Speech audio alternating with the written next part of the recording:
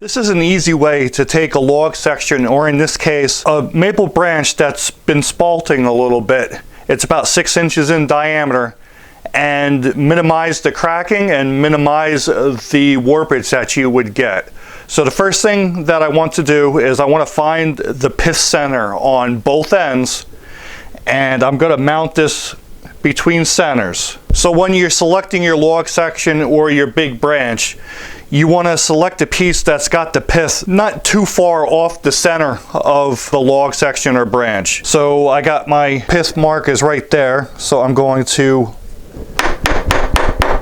set my spur center and then just bring my tailstock up. So the top end doesn't have to be perfectly centered because I'm going to have a big opening on this, so the pith on the top end will just disappear. Okay, now that I have it mounted between centers, let's get turning this thing down. So I'm starting off with a spindle roughing gouge. I'm going to turn at a relatively slow speed until I get it somewhat round.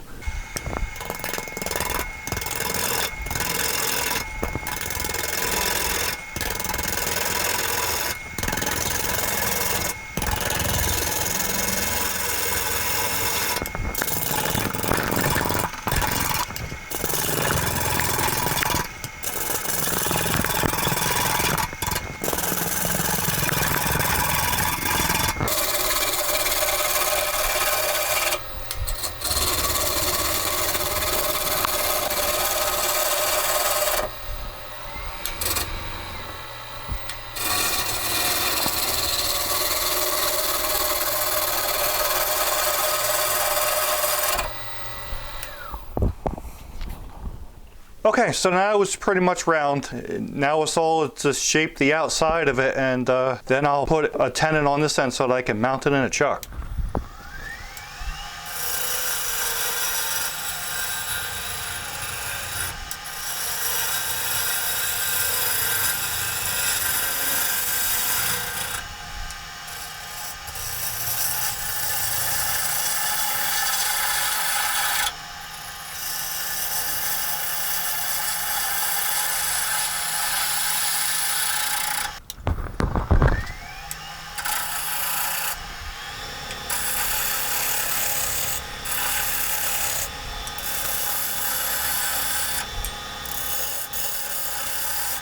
Alright, so now that I got it somewhat shaped, I'm going to cut the tenon so that I know how narrow I can make the base.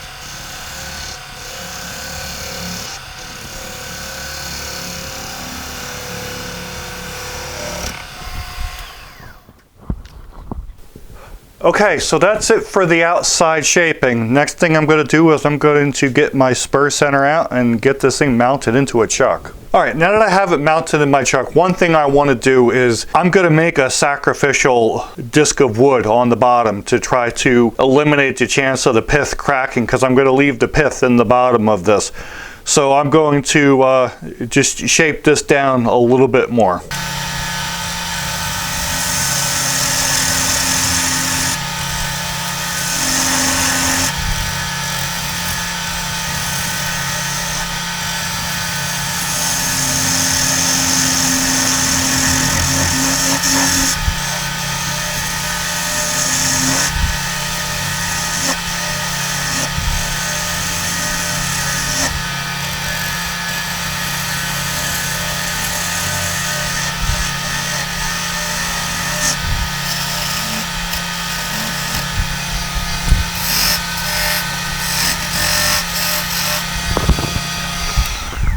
Okay, so I'm happy with the shape. Next thing I need to do is get my drill chuck mounted so that I can do a depth hole in this so that I can hollow it out. Alright, so I got my drill chuck mounted with a 2 1/8 inch bit Forstner bit. I'm going to take this all the way to my final depth.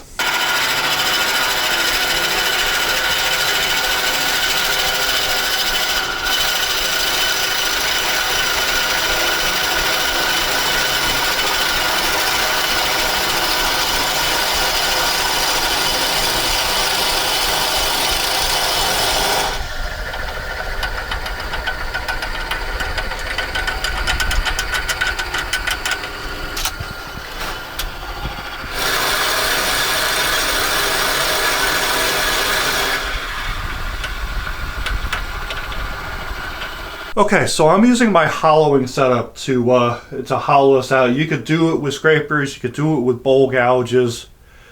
This is just the easiest way for me to do it.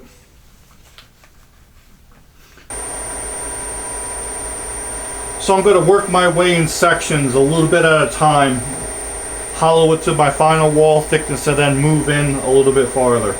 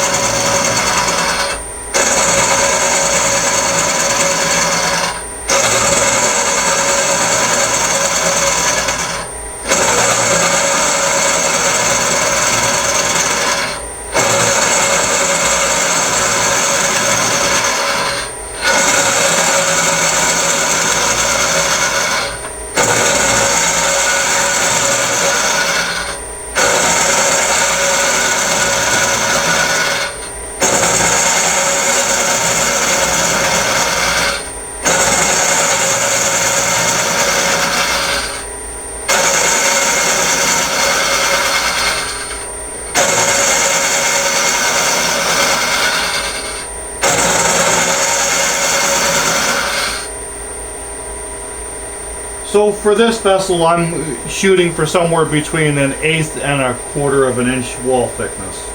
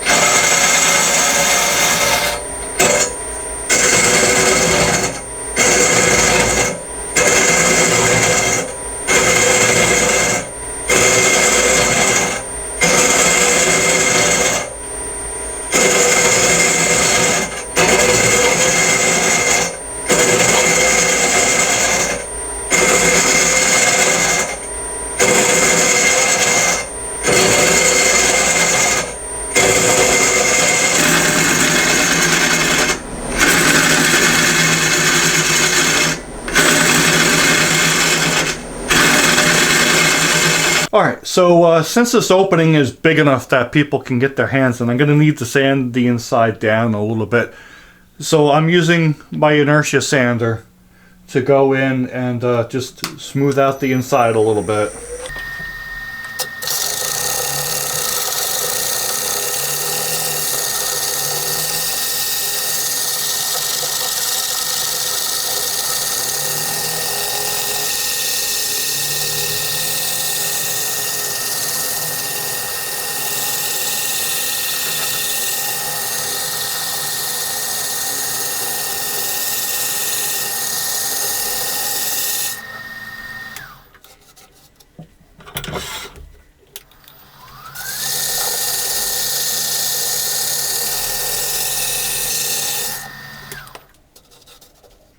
Alright, so that's good for that.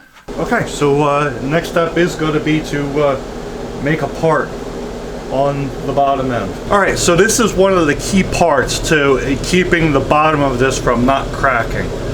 So what I'm going to do is I'm going to use a parting tool, and I'm going to go into about 1 inch from parting all the way through and make 2 parts in. This is going to allows this to dry a little bit faster. And this part, it may crack, it may not, but most of the time any cracks will not transfer into the bottom of the actual turning. Once it's turned, then we'll go back and we'll cut the lump of wood off the bottom.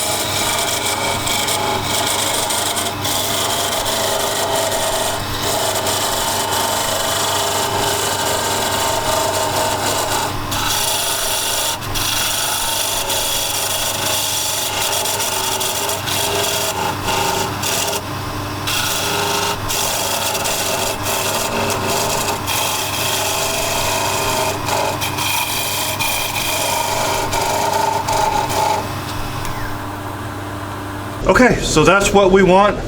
It wiggles, so that means the bottom it's pretty close to the bottom of it. Next thing we're gonna do is we're gonna put this into a paper bag and just let it dry for like a week or two. That should be all it takes.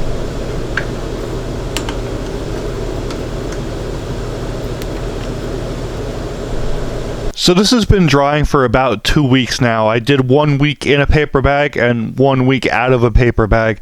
I mean, other than a few maybe superficial cracks in that little nub of wood I left on the bottom, it really didn't crack that much, and it's registering at 10% moisture, and I waited a couple days and it didn't really lose any weight, so it's good and dry now.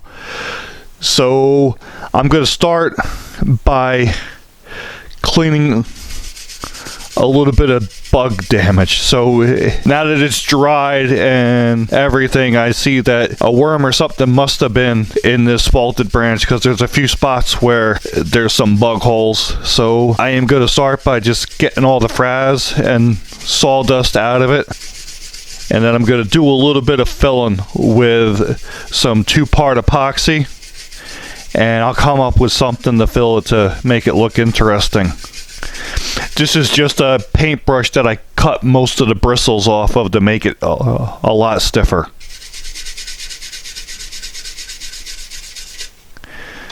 Alright, so they're cleaned out. Let me go mix up some 2-part epoxy and something to give us some interesting color, and then we'll get those filled in.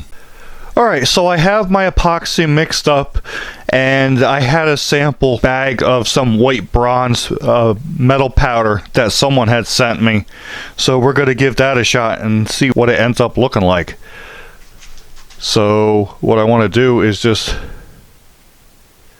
get in there, just work it in.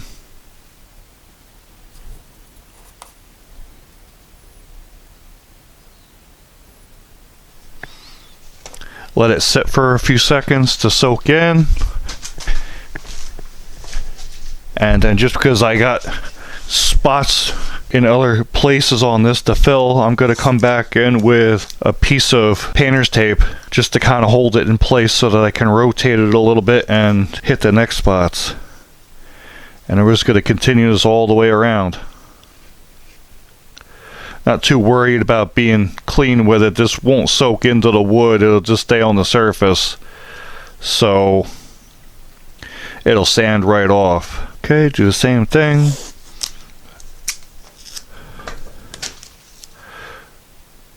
Throw a couple pieces of painter tape on there just to hold the epoxy in place till it sets up. Rotate. This looks like the last of the spots. Alright, so that looks all of it. So now I'll just get the epoxy a little bit of time to set up, and then we're just going to do some sanding on it. Okay, so now that the epoxy has had time to cure and harden, the next step I need to do is I'm going to remove all this tape that was holding the epoxy in place. Okay, and now all I have to do is some sanding to level it all out.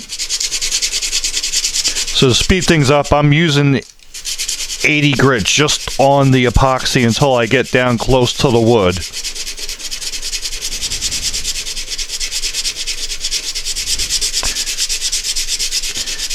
I mean, you could power sand this, but I went pretty thin on these walls, so I don't want to risk sanding through.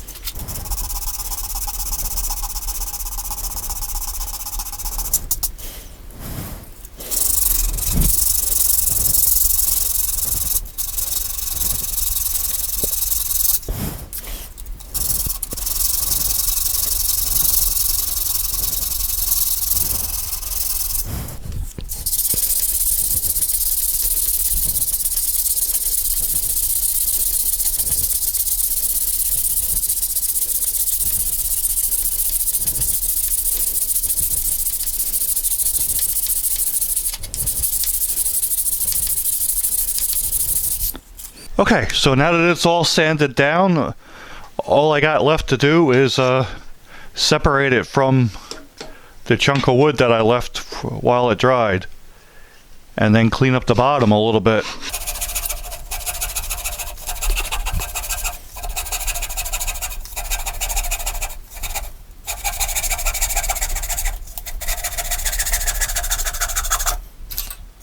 Okay, so it's separated from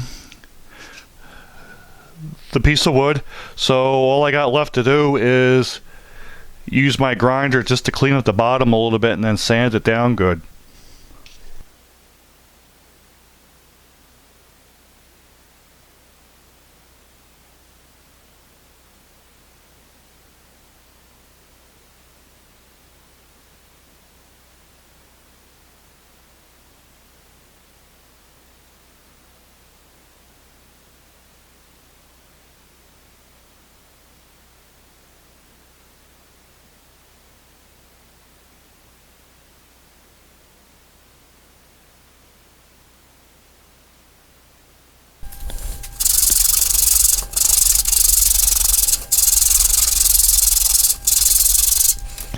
Alright, so now that the bottom is all cleaned up, the only thing I have left to do is to get a coat of lacquer on it and it'll be all ready to go. Alright, so here's the finished vessel with a couple coats of a semi-gloss water-based lacquer on it. You can see it's got a lot of spalting through, and here are the spots where the wormholes were filled in. So that's pretty much it. You can use this to make a lot of different things with green logs in an end grain situation with this technique.